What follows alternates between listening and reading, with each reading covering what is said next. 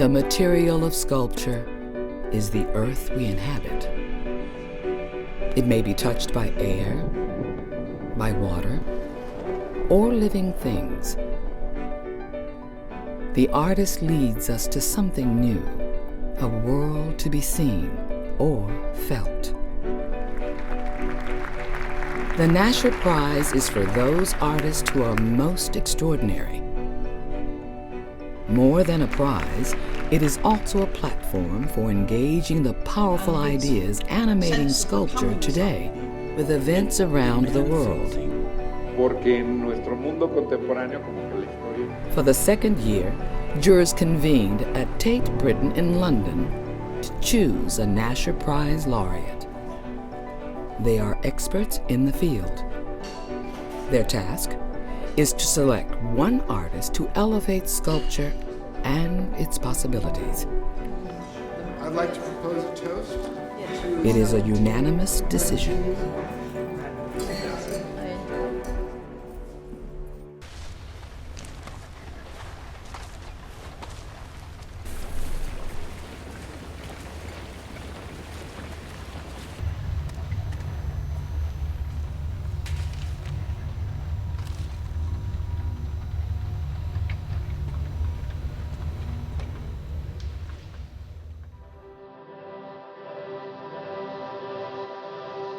He is an extraordinary artist with a very, very fecund mind.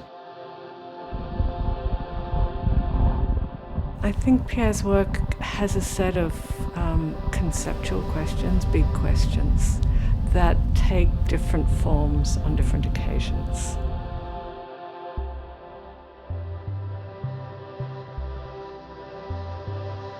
Pierre is a master of the unexpected.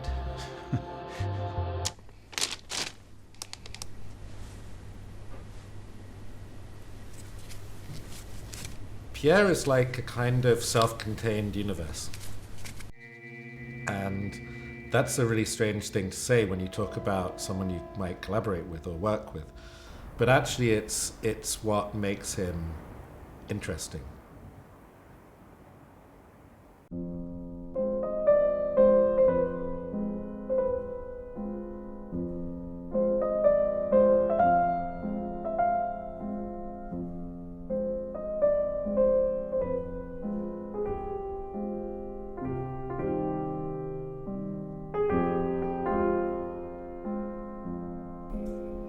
It's difficult to think about an object as a fixed entity.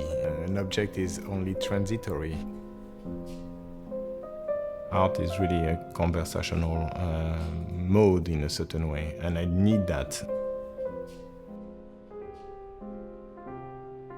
I used to go to library. I mean, that used to be my studio. I mean, as you can see, it's not even a studio. It's a place to think or to elaborate things.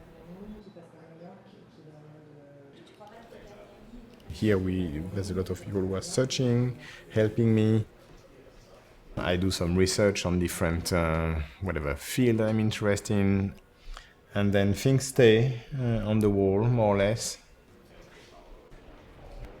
So yeah, you have the different agents who are around, and then once in a while they get into play with the other ones. So I basically spend my day here looking at things.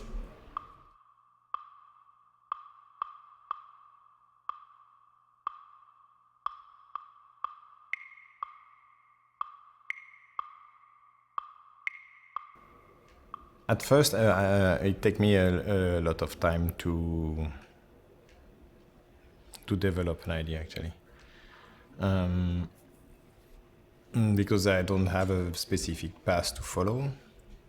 I'm trying to avoid remembering what I've done before. But once I have developed that, usually I try a different way to approach it.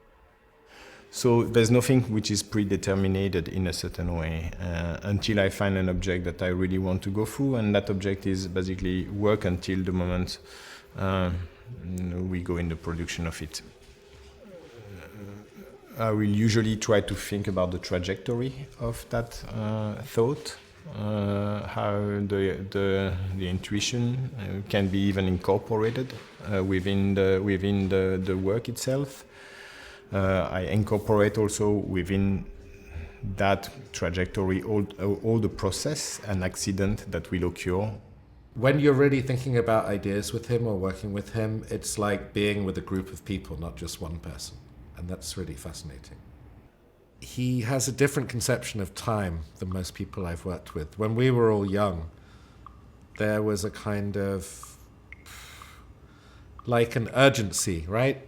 And you'll almost do anything at some points just to keep moving, to prove that you exist in the world.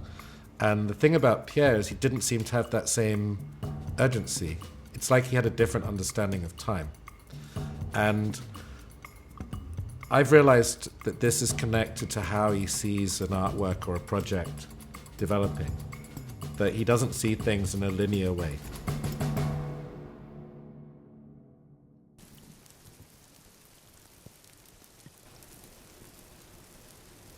In Documenta, I find this compost. A compost, as we know, is a place where you throw things that you don't need, that are dead. And I just use the same methodology in a certain way, something that I call markers or fragments in a history that I've been marked from, that I've been affected by. Whatever different artists, writers, musicians, they will appear in a certain form. So the condition are set, but the outcome is not. It's completely unpredictable and contingent, and it's not made by. There's a part that I cannot, of course, control.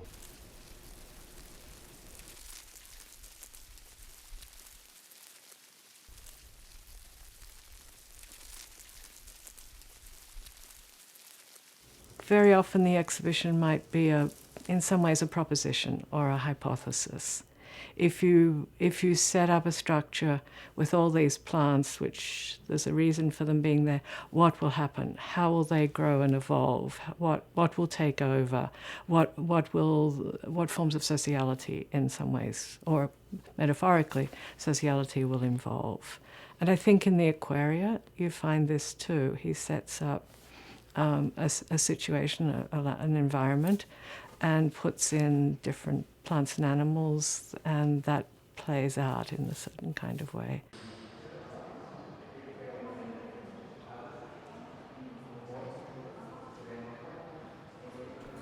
I select the different organism according to the skill or according to the instinct, the way they will behave. But I do not control the way the situation will unfold and occur within that set of conditions.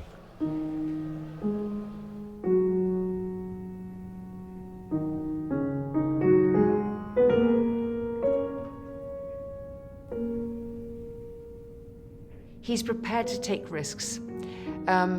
His mind is so active, it is so engaged with so many different aspects of what it means to be alive today, that he sometimes undertakes projects that are a little shaky, are a little wobbly, and they don't necessarily turn out in the way that he'd expected them to.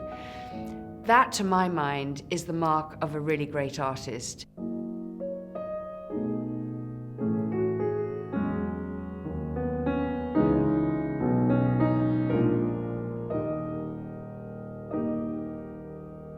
I think Pierre Huyghe is an artist who has consistently opened up new ways of working, new forms of sculpture.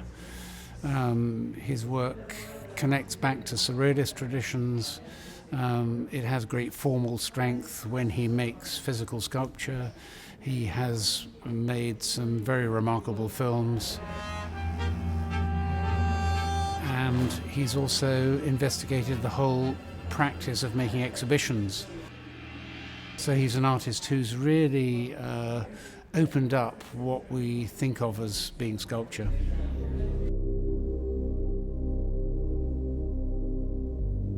Everything is in flux, but it's constantly making new specific meanings, constantly asking you to flip or change your understanding of things.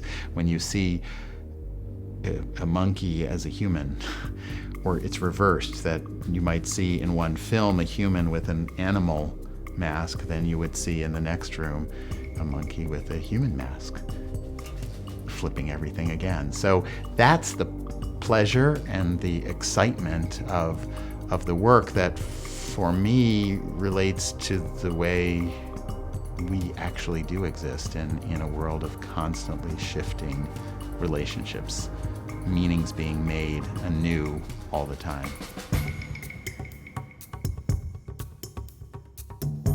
To be an artist, I think I never thought of that. It's always something that you say, maybe I want to keep playing, have the pleasure to do what I do, and inventing world. So that was what I wanted to keep doing. And then later on you learn, that's eventually, you can call that being an artist.